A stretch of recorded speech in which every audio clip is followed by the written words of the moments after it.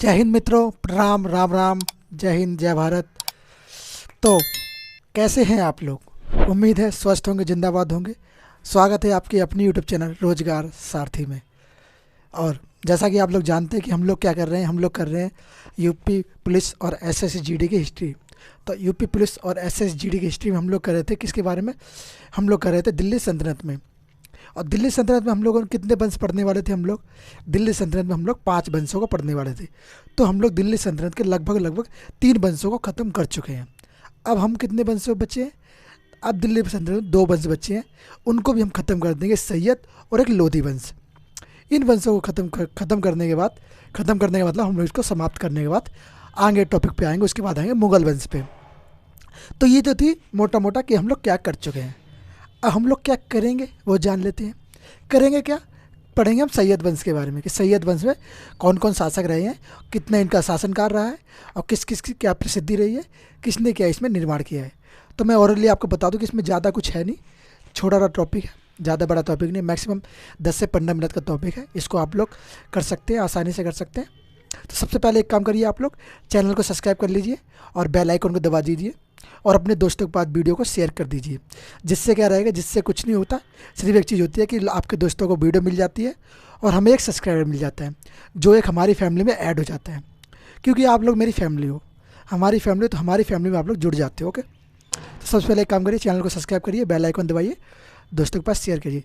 चलिए अब आते हैं अपने टॉपिक पर। टॉपिक की बात करते हैं क्या? सैयद वंश। टॉपिक हमारा क्या है? टॉपिक हमारा सैयद वंश। सैयद वंश, इसका शासनकाल कब से कब तक रहा है? पूरे वंश का शासनकाल अगर हम कहें तो सैयद वंश का शासनकाल पूरा वंश का 1414 से लेके 1451 ईस्वी तक इसका शासनकाल रहा है। कितना? 1414 से लेके 1451 तक इसका शासनकाल रहा है। किस वंश का? सैयद वंश का। ओके, इसके संस्थापक कौन है? क्योंकि किसी वंश को अगर हम पढ़ते हैं ना, तो उस वंश को पढ़ने से पहले हम उस वंश के संस्थापक के बारे में जानना जरूरी होता है कि इस वंश की स्थापना किसने करी है, इसका पापा कौन है। कहने का मतलब ये है कि इस वंश का पापा कौन है, किसने इसको निर्माण किया है, कौन इस वंश को बनेगा और कौन अंतिम शासक है। हमें प्रथम और अंतिम शासक इसमें जरूर याद रखने होते हैं और महत्वपूर्ण शासक, इसको आप लोग दिमाग में फिट कर लीजिए कि हाँ ये चीज़ मेरे लिए ज़रूरी है। ओके, चलिए आ जाइए, जानते हैं। जैसे कि इस वंश का संस्थापक कौन है? इस वंश का संस्थापक है खिज्र खां। कौन? खिज्र खां। किस वंश का? सैयद वंश का संस्थापक है खिज्र खां। खिज्र खां का अगर हम बात करें, इसके शासनकाल कब से कब तक रहा है, तो खिज्र खां का शासनकाल ज़्यादा लंबा चौड़ा शासनकाल नहीं है, थोड़ा सा ही शासनकाल है। शासन कितने? 1414 से लेके 1421 ईस्वी तक। अब आप लोग जोड़ लीजिए लगभग लगभग कितने वर्षों का शासनकाल रहा होगा कि 6 और 1 लगभग लगभग 7 वर्षों का शासनकाल है। 7 वर्षों का इसका शासनकाल रहा है। कितने वर्षों का? 7 वर्षों का, ज़्यादा लंबा शासनकाल नहीं। ओके, अब इसकी उपाधि क्या है? जो हम खिज्र खां की बात कर रहे हैं, खिज्र खां को कुछ उपाधि दी गई हैं। तो वो कौन कौन सी उपाधि हैं तो जानते हैं। जैसे कि एक उपाधि है, इसकी जो महत्वपूर्ण उपाधि है उसके बारे में जान लेते हैं। रैयत ए आला, इसको एक उपाधि दी गई है, रैयत ए आला। किसकी उपाधि है? अगर पेपर में आ जाए प्रश्न, अगर प्रश्न बनेगा तो कैसे बनेगा प्रश्न? प्रश्न बनेगा कि रैयत ए आला किसकी उपाधि है। ऑप्शंस दे देगा आपको, तो ऑप्शंस में अगर इसका नाम रहेगा तो आप लोगों को इसका ही नाम आएगा, तभी आप लोग इसको टिक मारना, वरना फिर आगे बढ़ सकते हैं। तो आपको प्रश्न में एक चीज़ होती है ना, पेपर में आपको एक चीज़ ध्यान रखनी होती है कि आपको चारों ऑप्शंस के बारे में पता होना जरूरी होता है। अगर 4 ऑप्शंस के बारे में पता नहीं है तो कुछ ऑप्शंस के बारे में पता होना जरूरी है, क्योंकि 2 से 3 ऑप्शन कम से कम। इससे क्या होता है ना, आप जल्दी प्रश्न का उत्तर दे सकते हो। जैसे मान लो कि मैंने कहा कि सैयद वंश के संस्थापक कौन है, मैं 4 ऑप्शन देता हूँ, अकबर, बाबर या फिर इल्तुतमिश या फिर खिज्र खां। तो आप क्या कहोगे कि सर बाबर तो मुगल वंश का है, अकबर भी मुगल वंश का है, नहीं हो सकता। सैयद वंश से कौन आएगा? सैयद वंश से तो खिज्र खां आ रहा है। इल्तुतमिश कौन से वंश से? इल्तुतमिश गुलाम वंश से है। तो भी हाँ, फिर कौन हो गया? फिर ये हो जाएगा, कौन हो जाएगा? फिर खिज्र खां हो जाएगा संस्थापक। ऐसे प्रश्न बन सकते हैं। ओके, प्रश्न कुछ भी तरीके से बने, आपको सिर्फ पता होना चाहिए कि प्रश्न आ कैसे सकता है। ओके, चलिए ये बात हो चुकी है। अब इससे आगे और थोड़ी चीज़ जानते हैं। और क्या चीज़ है देखिएगा, जरा इधर आइएगा। यह तैमूर लंग का सेनापति था, जो सैयद था, जिसे हम खिज्र खां कहते हैं। खिज्र का क्या था, ये तैमूर लंग जो था ना, तैमूर लंग कौन, जिसे हम कहते हैं, क्या कहते हैं इसको, एक मिनट जरा,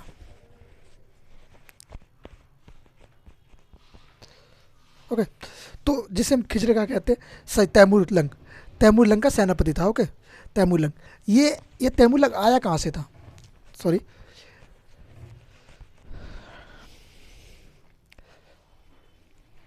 तैमूर लंग है जो तैमूर लंग का एक पुत्र था, तैमूर लंका का पुत्र था, कौन था वो, तैमूर लंग आया था चीन की उस तरफ से, ओके, चीन के पीछे से। तो तैमूर लंग के पुत्र जिसका नाम था शाहरुख, क्या था, तैमूर लंग का एक पुत्र था जिसका नाम था शाहरुख। शाहरुख कौन था, तैमूर लंग का पुत्र, ओके। और ये क्या करता था, ये जो खिज्र खा था, ये खिज्र का क्या करता था, जो इसको जो पैसे बनते थे ना, जो कर बनता था, जो इसमें राज्य करता था, जहाँ ये कौन, खिज्र खा जिसमें राज करता था, वहाँ पे दिल्ली सल्तनत पे राज करता था। जाहिर सी बात, हम दिल्ली सल्तनत की बात कर रहे हैं तो राज भी दिल्ली सल्तनत पे ही करेगा। आपको बार बार बताने की जरूरत ना पड़े कि हम किसके बारे में बात कर रहे हैं, आपको पता होना चाहिए हम किस चीज़ के बारे में बात कर रहे हैं और किस वंश के बारे में बात कर रहे हैं और किस स्टेट के बारे में बात कर रहे हैं, बोल सकते हैं किस शासनकाल के बारे में बात कर रहे हैं, ओके। हम बात कर रहे हैं तैमूर लंग, तैमूर लंग का पुत्र था शाहरुख।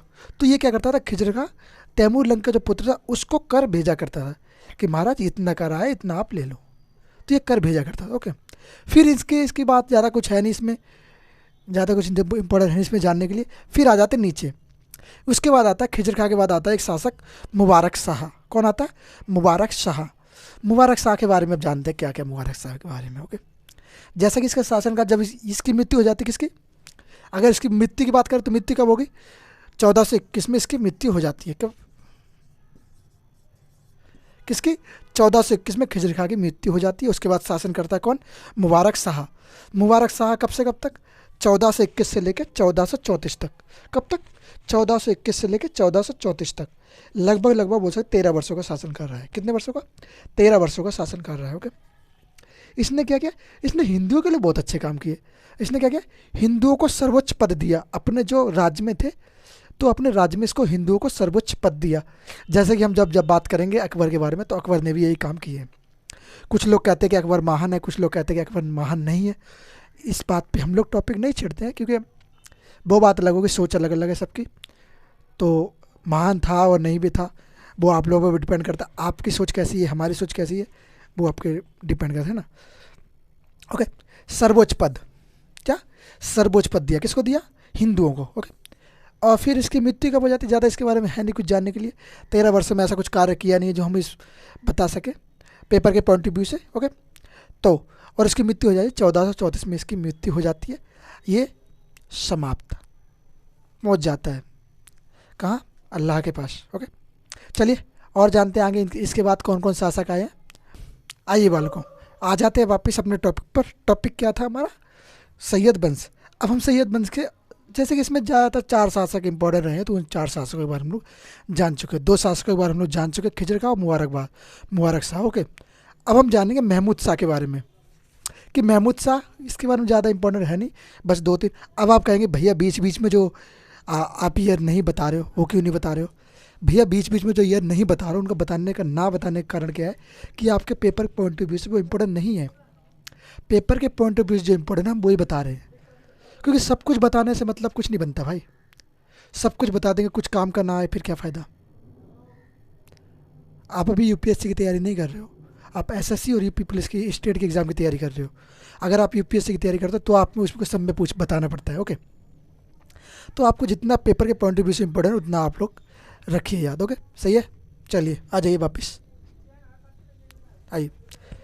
तो इसका शासनकाल कब से कब तक रहा है, महमूद शाह का, महमूद शाह का शासनकाल 1434 से लेकर 1445 तक, 1434 से लेकर 1445 ईस्वी तक इसका शासनकाल रहा है, ओके। चलिए और आगे क्या है, और इसने बहलोल लोदी को अपना पुत्र मांगा।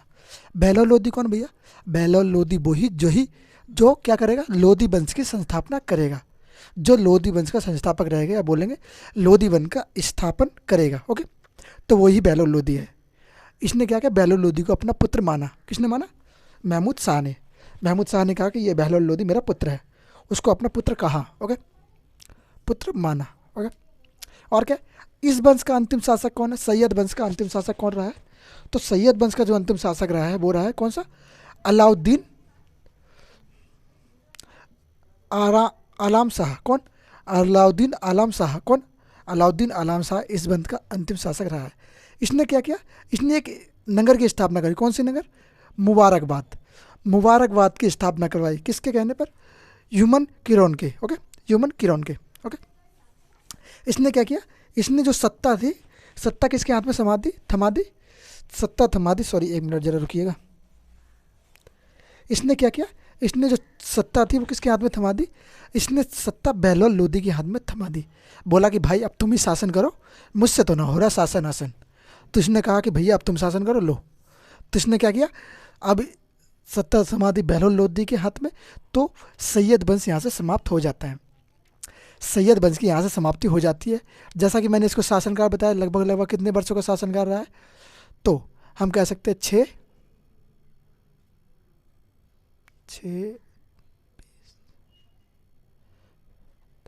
36-37 वर्ष का शासनकाल, लगभग 37 ईयर्स। ओके, 37 ईयर्स का लगभग शासनकाल रहा है उसका। ओके, तो अब हम किसके बारे में जानेंगे? अब हम जानेंगे लोदी वंश के बारे में, कि लोदी वंश का संस्थापना कौन हुई है, कब संस्थापना हुई है, कितने वर्षों का ये शासनकाल था, संस्थापक कौन कौन रहे हैं इसके अंदर, कौन सबसे महत्वपूर्ण संस्थापक है, कौन सबसे बलशाली संस्थापक था।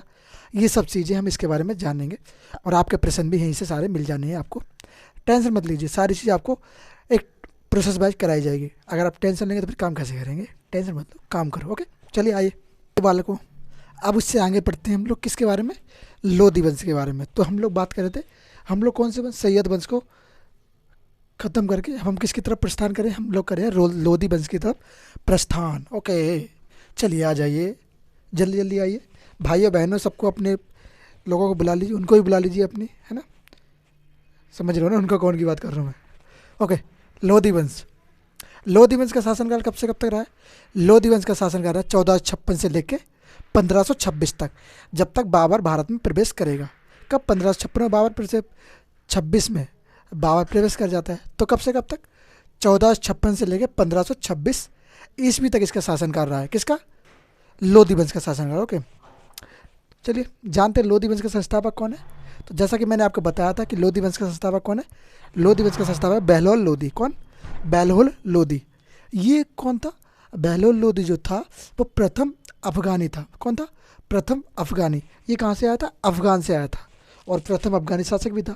तो इससे हमें एक चीज़ और क्लियर हो जाती है कि लोदी वंश में कौन सा शासक शासन करेगा? लोदी वंश में शासन करेंगे अफगान के लोग। ओके, अफगानी लोग लोदी वंश पे शासन करेंगे। ओके, इसे या तो अफगानी वंश भी कहेंगे, प्रथम अफगानी वंश, जिसे लोदी वंश कहते हैं। इसकी उपाधि कौन सी थी?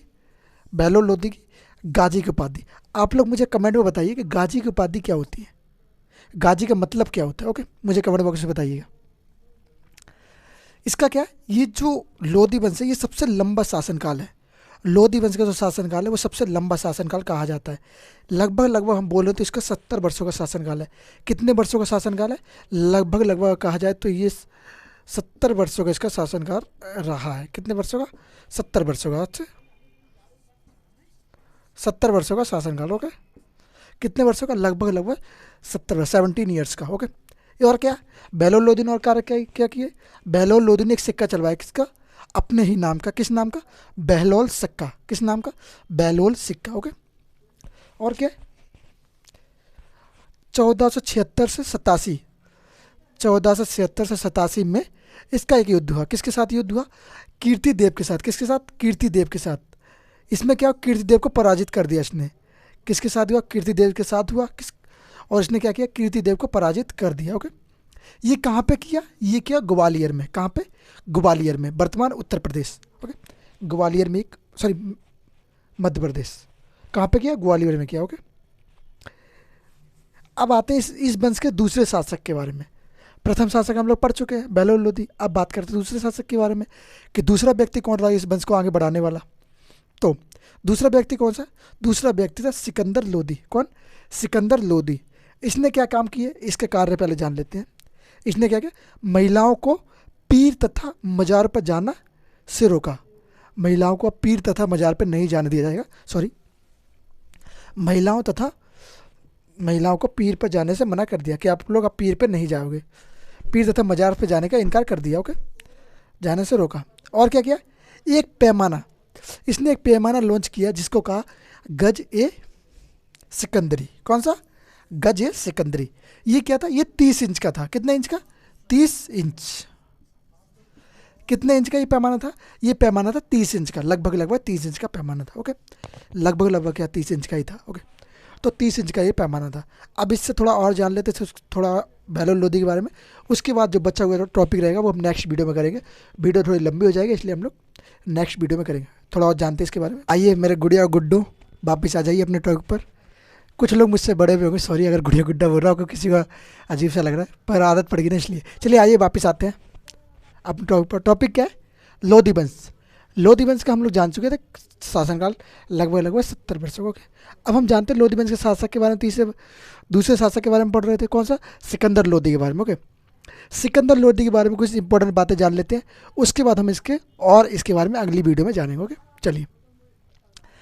1492 में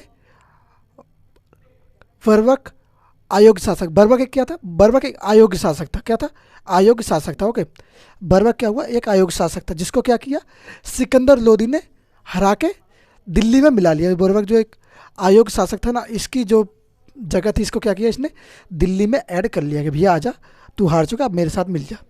तो इसको अपने साथ ऐड कर लिया, इसने जोड़ लिया। और क्या किया, 1504 में, 1504 में क्या किया, 1504 में जो हम पढ़ते हैं आगरा, जो कि वर्तमान कहाँ स्थित है, वर्तमान यूपी में स्थित है। ओके, आगरा का क्या किया इसने, आगरा को निर्माण कराया, आगरे का निर्माण करवाया।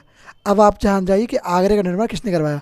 और आपके पेपर के पॉइंट ऑफ व्यू से भी इंपॉर्टेंट है, क्योंकि अगर यूपी पुलिस का एग्जाम देने जा रहे हो तो यूपी पुलिस में आपको बोल सकते हैं हिस्ट्री में आ सकता है कि आगरे का निर्माण किसने कराया।